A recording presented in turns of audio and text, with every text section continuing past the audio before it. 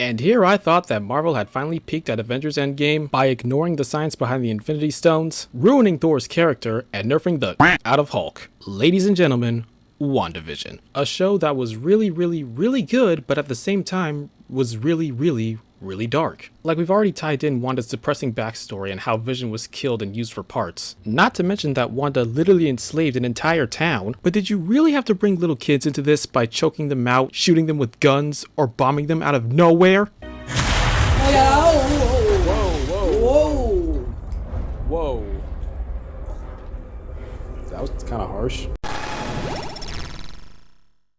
At first I was skeptical about this show because honestly, I never really liked watching Marvel TV shows. I usually find them very boring and a little bit unpolished, especially when you compare them to the MCU movies and the DC shows you see on the CW. I think it's safe to say that Marvel does not have a good history with TV shows. And while I am aware that none of these past series were directly made by Marvel Studios, it doesn't really excuse them from being so lackluster. And any show that had potential to be actually good ended up getting cancelled after a season or two anyway for no particular reason whatsoever.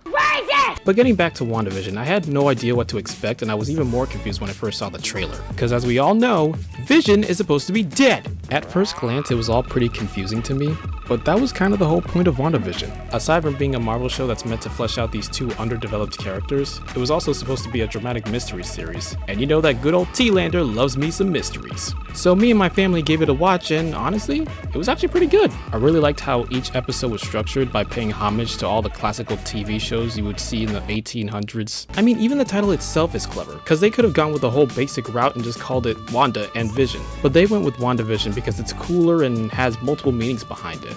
Wanda and Vision, WandaVision, Wanda envisioning her life of being a mother and wife, Wanda envisioned WandaVision, Wanda living in this dream world pretending that everything's a television show, Wanda television, WandaVision. Okay, you guys get the point. Now, of course, I do love the mystery aspects being carried throughout most of this series, but the editing behind it made it twice as good. From the color correction to the staggering camera angles, the way each episode switches the tone from friendly and campy to serious and dark is amazing. And of course, I love how they spoof our most favorite sitcoms from like the 70s to the early 2000s. I still cannot believe that they made a parody of Malcolm in the Middle. If that doesn't deserve an Emmy Award, I don't know what does. And while some of the comedy kind of falls flat sometimes, I still thought there were some pretty funny moments in the show.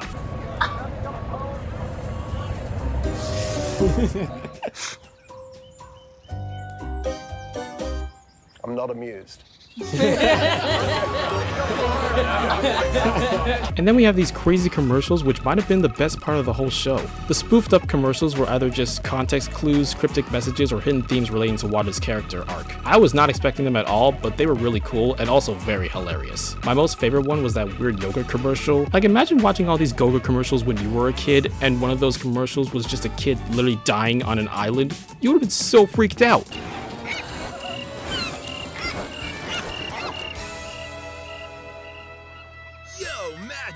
The snack for survivors.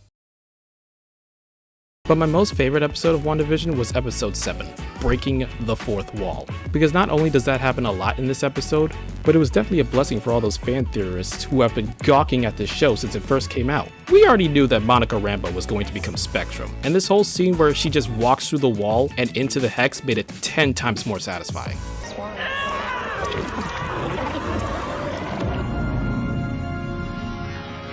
Look at that! Do you see those eyes?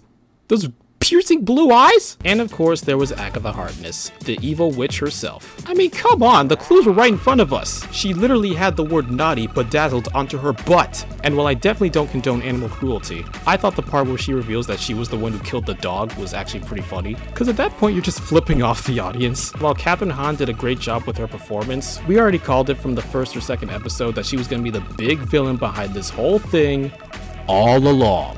God, I just can't get that stupid song out of my head now.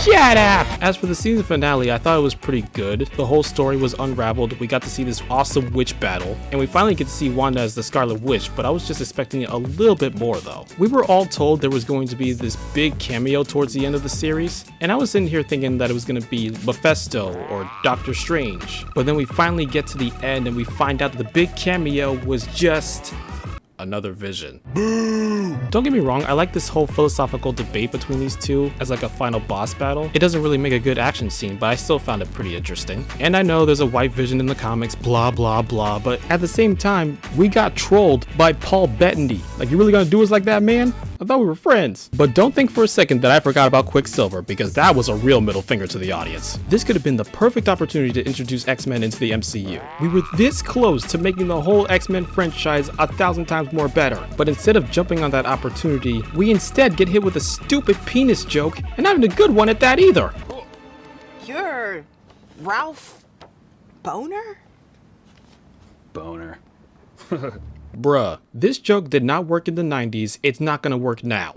You guys. But you wanna know what? I'm not too mad at this whole giant tease because there's still a chance that the whole multiverse X-Men thing can still happen. For Marvel to do something this big, I highly doubt that they would present it in a small miniseries like this, even if it is high profile. Nah, son, we know Marvel don't roll that way. They're definitely gonna put all this X-Men stuff in the new Doctor Strange movie for sure. If it ain't happening on WandaVision, it's definitely gonna happen on the Multiverse of Madness. Seriously though, it's gonna happen. The word multiverse is in the title. Like, what other clue do you need? Do we gotta bedazzle this on Agatha's butt too? Anyways, this show was really smart and entertaining. The acting was amazing, the set design was incredible, the editing was perfect. It was a really good way to fully develop these two characters, cause let's be real, I wasn't really that attached to them at all. But basically, WandaVision is very brilliant. Watching everything unravel towards the end was really fun, and it's a good segue into all these other shows that Marvel has planned on their slate. I really hate that we're all forced to buy Disney Plus in order to watch these shows, but we both know you're gonna watch them illegally anyway. I really hate that we're all forced to buy Disney Plus in order to watch these shows, but it is a great way to introduce this new direction that Marvel is going in. Wait, what just happened? Wanda, did you make another hex? What the man?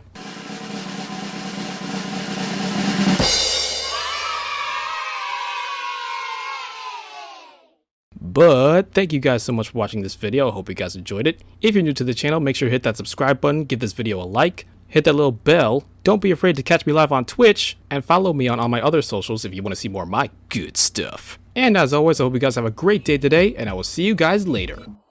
Until next time, always remember the name, T-Lander.